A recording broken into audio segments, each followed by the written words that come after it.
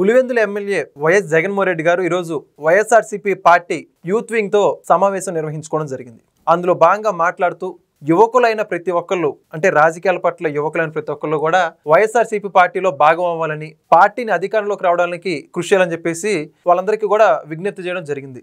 ఇందులో భాగంగా మాట్లాడుతూ 2029 ఎన్నికలకు ముందు తాను కూడా ప్రజల్లోకి వస్తానని, అందులో ముఖ్యంగా పాదయాత్ర చేస్తానని చెప్పేసి చెప్పడం జరిగింది.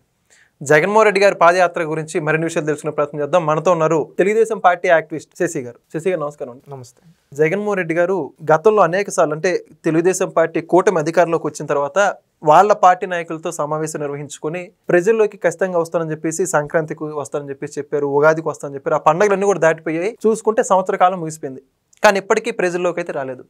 ఎట్టకేలకు ఎలక్షన్స్కి ముందు అంటే 2029 రానున్న ఎలక్షన్స్ కన్నా ముందు పాదయాత్ర చేయబోతున్నామని చెప్పేసి ఈరోజు ఎవరైతే వాళ్ళ యువకులతో ఒక మీటింగ్ ఏర్పాటు చేసుకున్నారో ఆ మీటింగ్లో భాగంగా చెప్పడం జరిగింది. మొత్తంగా జగన్మోహన్ రెడ్డి గారు జనంలోకి రావడం, పాదయాత్ర అంశం గురించి మాట్లాడడం గురించి మీరేమంటారు? ఇప్పుడు జగన్మోహన్ రెడ్డి మీరు అడిగారు యువకులతో అని. ఆయన పెట్టింది యువకుల మీటింగ్ లాగా, అంకుల్స్ మీటింగ్ లాగా ఉంది.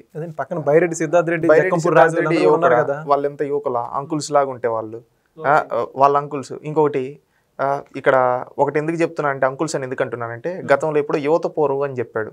ఆ యువత పోరులో చూస్తే అక్కడ విద్యార్థి పోరు, యువత పోరు అంటే అక్కడ విద్యార్థులు యువత ఎవరు లేరు. అంతా ఏంటంటే పెద్ద పెద్ద తల పడిపోయిన వాళ్ళు, తలపైన ఇంటికలు లేని వాళ్ళు, ఇలాంటి వాళ్ళు ఉన్నారు. అంటే విద్యార్థులు అని చెప్పి వాళ్ళని చెప్పి ఈ విధంగా బ్లేమ్ చేశాడు కదా జగన్మోహన్ రెడ్డి గారు. ఈ రోజు కూడా అదే విధంగా అంకుల్ని కూర్చోబెట్టి ఈ విధంగా బయటికి ఒక ఫుటేజ్ ఇచ్చేసి అంటున్నారు.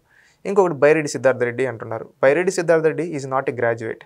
అంటే ఒక రౌడీల్ని హత్యలు చేసి వచ్చిన వాళ్ళని చుట్టుపక్కన పెట్టుకుని రౌడీల్ని నేను పెట్టి అంటే నువ్వు యూత్కి ఏం మెసేజ్ ఇస్తావు? రౌడీల్లో తయారవ్వమని మెసేజ్ ఇస్తావా? అవునా కదా? ఇది జగన్మోహన్ రెడ్డి వైఖరి ఎలా ఉందో దీన్ని బట్టి మనకు అర్థమైంది. ఓకే, జగన్మోహన్ రెడ్డి యూత్ని ఎక్కడ ఎంకరేజ్ చేయడు. ఎందుకంటే అతను తప్ప ఇంకెవరు ఎలివేట్ అయినా నచ్చదు. వాళ్ళ పార్టీలో ఇంకెవరికైనా ఎక్కువ మంది జనాలు వస్తేనే నీకేమి అన్నట్టు మాట్లాడతాడు. అహంకారం జగన్కి అని చెప్పి చాలామంది చెప్పారు. ఇప్పుడు కూడా కనీసం సజ్జల రామకృష్ణారెడ్డి అండర్టేకన్లో ఎవరు ఎక్కువ హైపో జగన్మోహన్ రెడ్డిని సార్ అని చెప్పాలి, ఈ విధంగా అని చెప్పాలి, ఈ విధంగా అని చెప్పి కొన్ని రెస్ట్రిక్షన్స్ పెట్టి ఏ విధంగా చేస్తాడో చూస్తాం. ఈ రోజు ఓడిపోయిన తర్వాత ఏంటంటే అందరితో ఒకప్పుడు ఎమ్మెల్యేలకు కూడా అపాయింట్మెంట్ని ఇవ్వని జగన్మోహన్ రెడ్డి ఈరోజు తన పదవి కాంక్ష కోసం అంటే తన పదవి సంపాదించుకోవడం కోసం వీళ్ళందరినీ కాకాబడతా ఉన్నాడు. ఒకటి ఈరోజు అక్కడ పెట్టి యూత్తో మీటింగ్ ఏం చెప్పాడు? దాంట్లో ఏం చెప్పాడు అంటే రానున్న రోజుల్లో ఎలక్షన్స్కి పార్టీని ఎలా బలంగా తయారు చేయాలని చెప్పేసి కావచ్చు, సోషల్ మీడియాని ఎలా వినియోగించుకోవాలని, పార్టీలో ఉన్నటువంటి యువకులంతా యాక్టివ్ అవ్వాలని చెప్పేసి, ప్రస్తుత కూటమి ప్రభుత్వం మీద చాలా బలంగా విమర్శలు చేయాలని చెప్పేసి చెప్పుకుంటూ అంటే ఏమని చెప్తున్నాడు? మీ జీవితాలు నాశనం చేసుకొని మీరు వెళ్ళి తిట్టండి అని చెప్తున్నాడు. అవునా కాదా? మీరు ఒక్కసారి ఆలోచించండి. నిజంగా ఆయనకి చిత్తశుద్ధి ఉంటే గతంలో అధికారంలో ఉండేటప్పుడు యువతకి ఇచ్చిన హామీలు నెరవేర్చాడా? ఈ రోజు అక్కడ కూర్చున్న వాళ్ళు కావచ్చు జగన్మోహన్ రెడ్డిని సూటిగా అడుగుతున్నాం. గతంలో నువ్వేమన్నావు? 2,30,30,000 గ్రూప్ 1 గ్రూప్ 2 ఉద్యోగాలు అన్నావు, మెగా డిఎస్సి అన్నావు, జాబ్ క్యాలెండర్ అన్నావు. ఇవేమన్నా ఇచ్చావా? హామీలు నెరవేర్చావా? నెరవేర్చలేదు. అందుకని ప్రజలు నిన్ను ఓడించారు. ఈరోజు కూటమి ప్రభుత్వం ఏం చేస్తూ ఉంది? ఉద్యోగాలు తెస్తుంది. దాదాపుగా ఇప్పుడు వరకు సంవత్సరం రోజుల్లో 5 లక్షల కోట్లకు పెట్టుబడి తెచ్చి అదేవిధంగా 4 లక్షల ఉద్యోగాలకి జీవోస్ ఇవన్నీ ఆర్డర్స్ ఇష్యూ చేయి. ఇవి రానున్న 4 ఏళ్లలో ఇక్కడ యూత్కి ఆ విధంగా ఎంప్లాయ్మెంట్ చూపింది. అదేవిధంగా కూటమి ప్రభుత్వం మాట ఇచ్చిన విధంగా మెగా డిఎస్సి అంటారు. 16,000 పోస్టులతో డిఎస్సి ఇప్పుడు ఎగ్జామ్స్ జరుగుతున్నాయి. రేపు వాళ్ళకు ఉద్యోగాలు కూడా వస్తాయి. ఈ విధంగా కూటమి ప్రభుత్వం ఇంత చేస్తూ ఉంటే ఏమని చేయమని చెప్తూ ఉన్నావు జగన్మోహన్ రెడ్డి? నువ్వు సూటిగా అడుగుతూ ఉన్నావు. నువ్వేం చేయాలంటే నువ్వేంటంటే టైంపాస్ రాజకీయాల కోసం, ఇప్పుడు వాళ్ళని ఎట్లయినా నిర్వీర్యం చేయడం కోసం, వాళ్ళ జీవితాలను ఆడుకోవడం కోసం నువ్వు చెప్తూ ఉన్నావు.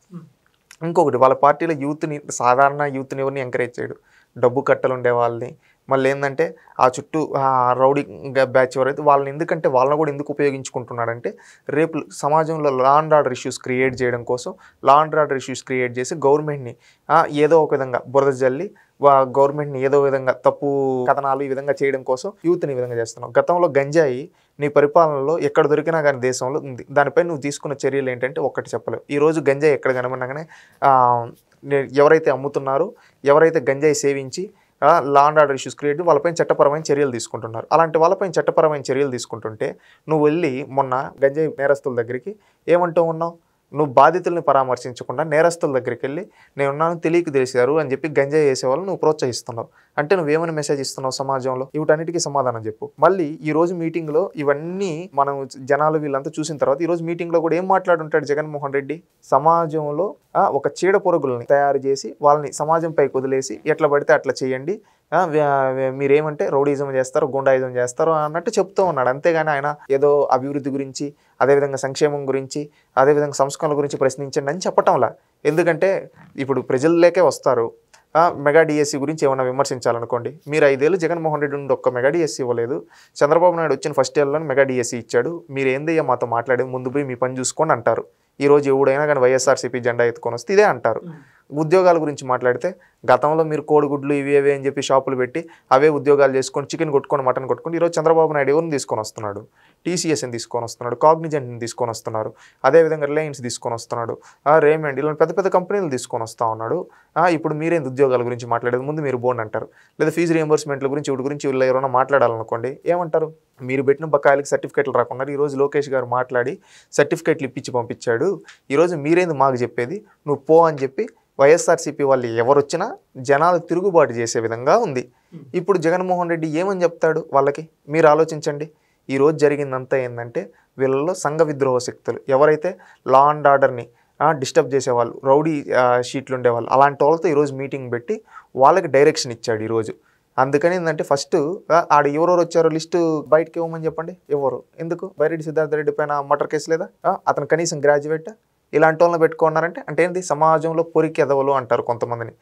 ఆ పొరికెదవలను అందరినీ కొంతమందిని ఒక బ్యాచ్ని పెట్టుకొని ఆ బ్యాచ్తో ఏంది ఎదవ పనులు చేపించడం కోసం, ప్రభుత్వాన్ని బద్నాం చేయడం కోసం ఈరోజు మీటింగ్ పెట్టుకున్నాడు తప్ప దీనివల్ల ప్రజలకు ఉపయోగపడేది ఏం లేదు. జగన్మోహన్ రెడ్డి ఏంటంటే రేపెట్టో తాను జైలుకి వెళ్తాడు తప్పు చేసిన తప్పుల్లో.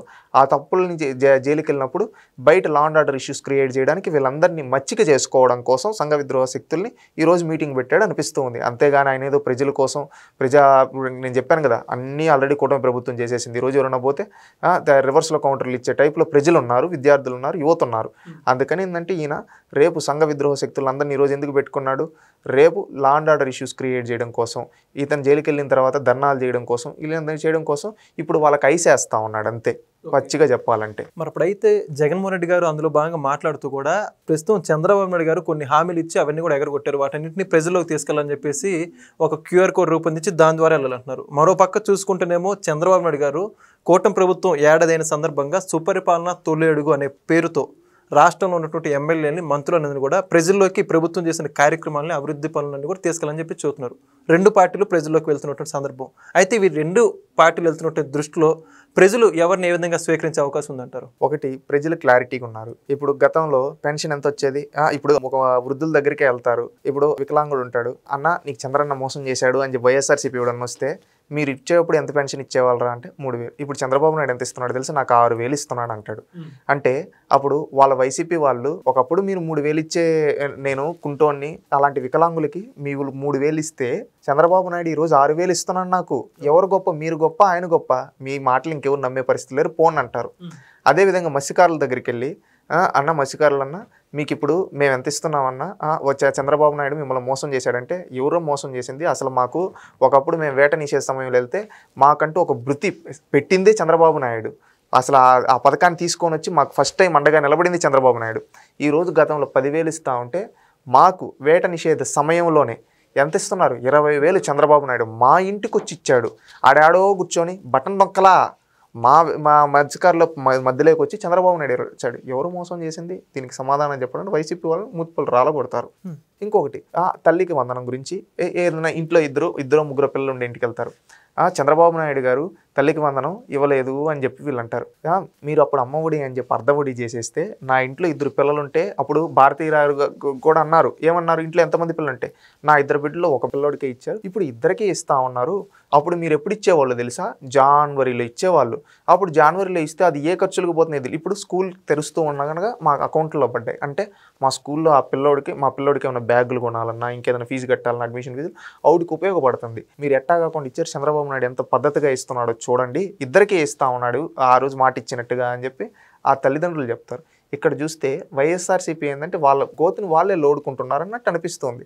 ఎందుకంటే ప్రజలకు అన్నీ అందుతున్నాయి. ఈరోజు రేషన్ అని పోయి ఏదో చెప్తారు. ఒకప్పుడు రేషను ఏడో వీధి చివర ఒక బండి పెట్టి ఒక ఆరను కొట్టి రావాలి, రాకపోతే రేషన్ కట్టు అయిపోయింది పోయింది. దాంట్లో కూడా మళ్ళీ ఆ కింద అదేదో పెట్టి ఊరికే అట్ట పోసి అయిపోయిందని చెప్పేది. ఇప్పుడు 15 రోజుల్లో మేము ఎప్పుడు కావాలన్నా తెచ్చుకోవచ్చు. మా చంద్రబాబు నాయుడు గారు ఎప్పుడు కావాలన్నా మేము పోయి మా ఫ్రీ టైంలో మేము పోయి తెచ్చుకోవచ్చు. ఆ విధంగా మాకు ఫెసిలిటీస్ కల్పించాడు మా చంద్రబాబు నాయుడు గొప్ప. ఇప్పుడు ఏడన్నా రోడ్లో ఎవరన్నా కూలోళ్ళు ఎవరన్నా పోతూ ఉంటే అన్న మిమ్మల్ని చంద్రబాబు నాయుడు మోసం చేశాడన్నా అని చెప్పారనుకో వైసీపీ వాళ్ళు, ఏమంటారు తెలుసా? ఒకప్పుడు మేము పనికి పోతే ఎక్కడన్నా పట్టణాల్లో తినాలంటే మా కూలికి ఒక 500 ఎంతో వస్తే దాంట్లో భోజనానికి 100-200 పోయేది. ఈరోజు చంద్రబాబు నాయుడు అన్నా క్యాంటీన్ పెట్టడం వల్ల నేను పని చేసుకుంటుంటే 5 రూపాయలకు భోజనం తింటా ఉన్నాను.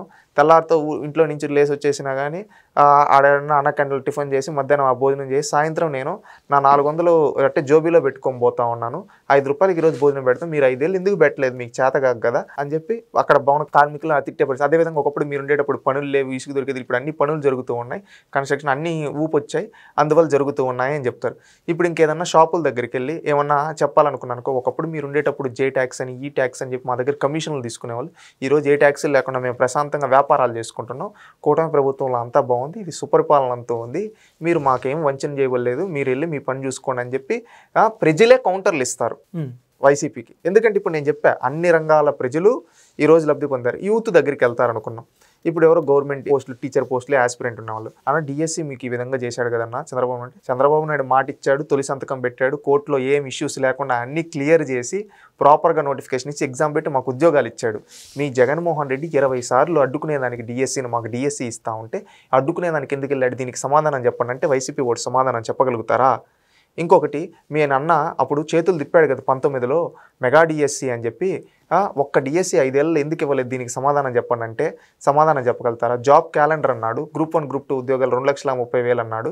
ఈ విధంగా ఎన్నో హామీలు ఇచ్చాడు, అవేవి నెరవేర్చలేదు కదా. దీనికి సమాధానం చెప్పండి అంటే వైసీపీ కూడా అన్న సమాధానం. ఇప్పుడు చంద్రబాబు నాయుడు గారు మెగా డిఎస్సి ఇచ్చారు, మళ్ళీ కానిస్టేబుల్ ఉద్యోగాలు కొత్తగా ఇస్తూ ఉన్నారు, మళ్ళీ అదేవిధంగా ప్రభుత్వంలో ఏ ఖాళీలు ఉన్నాయో ఆ ఖాళీలు ఫిల్ చేస్తూ ఉన్నారు. అదేవిధంగా ప్రైవేట్ జాబులు ఏదైతే చిన్న చిన్న కంపెనీలు టీసీఎస్, కాగ్నిజెంట్, రిలయన్స్ ఇలాంటి పెద్ద పెద్దవి తీసుకొని వస్తూ ఉన్నారు. ఇక్కడ మనోళ్ళకే ఉద్యోగాలు చూపిస్తూ ఉన్నారు. ఈ విధంగా రాయలసీమ సైడ్ అయితే ఫుడ్ ప్రాసెసింగ్ డెవలప్ చేస్తూ ఉన్నారు. ఈ విధంగా అభివృద్ధి కేంద్రం ఇవన్నీ చేస్తూ ఉన్నారే. జగన్మోహన్ రెడ్డి 5 ఏళ్ళు ఎందుకు చేయలేప్పుడు? ఇదంతా సంవత్సరం రోజుల్లోనే మీరు విధ్వంసం చేసి వెళ్ళిపోయినా కానీ చంద్రబాబు నాయుడు అద్భుతంగా చేస్తున్నాడే, దీనికి సమాధానాలు చెప్పండి అని చెప్పి ప్రజలు వైసీపీ వాళ్ళని అడిగితే ఒక్క వైసీపీ ఓటు సమాధానాలు చెప్పలేడు. ఏమవుతారు? జనాల్లో నవ్వులు పాలవుతారు. జగన్మోహన్ రెడ్డి గారికి అవగాహన లేక ఏదో చేద్దామని చెప్పి క్యూఆర్లు ఎత్తుకోమోమన్నాడు.